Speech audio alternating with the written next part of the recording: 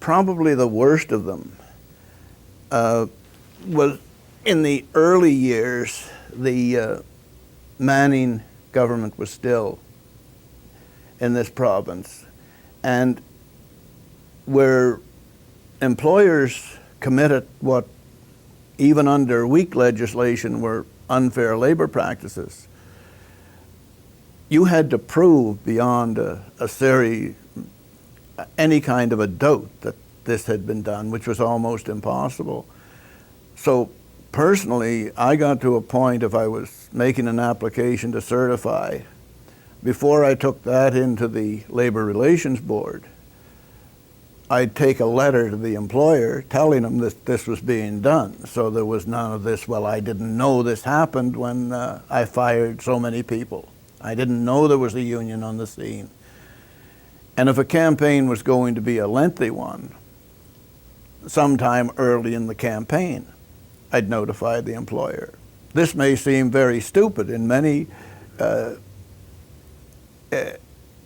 many trade unionists, but I know it saved a number of people from being fired. Now, there must be some, you've been involved in a lot of organizing. There must, and not just in terms of organizing, but in your whole life as a active trade unionist. If I were to ask you, what are some of the major victories? What are you particularly happy about winning? Or if not you, then being part of, where somebody else won? I think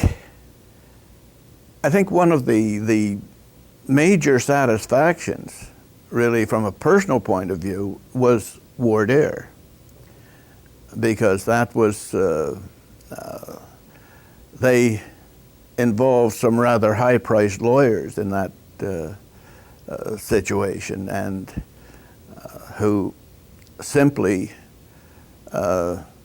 informed us that this, and this is what's going to happen, and we have this and you don't. We have something else and you don't. We have something else. And when you listen to this for about an hour, you finally say, but I have the one thing you don't. I have 150 damn mad employees and they're going to close the place.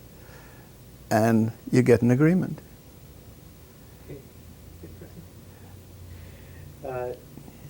You organized War Dare wall to wall, did you? It was just the maintenance people. Just the maintenance. Yeah, the maintenance staff. I don't think the office staff in this ever were organized by anyone. Is there anything else that sticks out in your mind? Maybe it wasn't your union, but some other union might have been doing it, and your union was part of it, or you were part of it, that you stands out a particularly bright spot, you know, in an anti-union province. Yeah, another one that I liked was the first, when we first organized Ferguson Supply, the heavy equipment dealer. That was a battle, and it was practically sworn that they would never sign an agreement. But eventually they did, and it wasn't, it was a reasonable working relationship. We had a strike or two there over the years, but nothing too serious. When you mentioned it was a battle, describe that a little bit. Many people have never seen a battle like this. Well, to begin with, there were 14 people fired. And this was when things started booming in the oil sands several years ago, in the late 60s, early 70s, when things were starting to go out there. And heavy equipment dealers could sell equipment to anyone. There was a cry for it, and there was very little supply. And the argument they used was that, well, business was getting too big for us. We want to go back to a little family business. And we had no idea that there was a union on the scene when we let these people go.